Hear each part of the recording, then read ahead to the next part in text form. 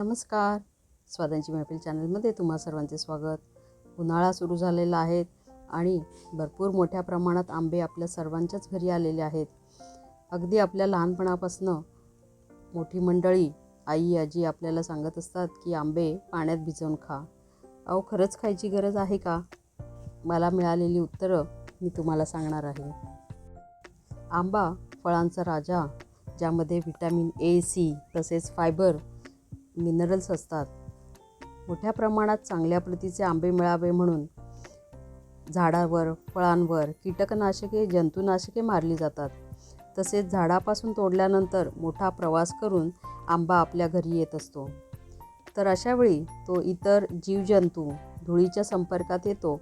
म्हणूनच तो स्वच्छ धुवून व पाण्यात भिजवूनच वापरायला हवा. पटलं ना तुम्हाला?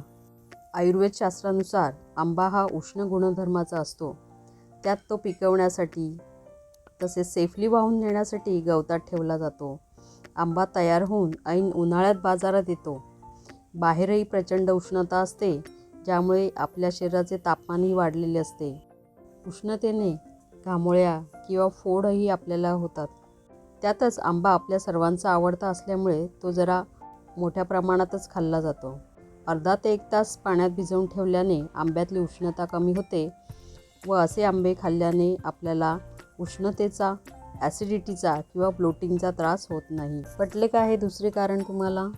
सर्वात महत्त्वाचे, आंब्यामध्ये फायटिक ॲसिड असते, जे आंब्यातील पोषक तत्वे शरीरात पूर्णपणे शोषून घेऊ देत नाही.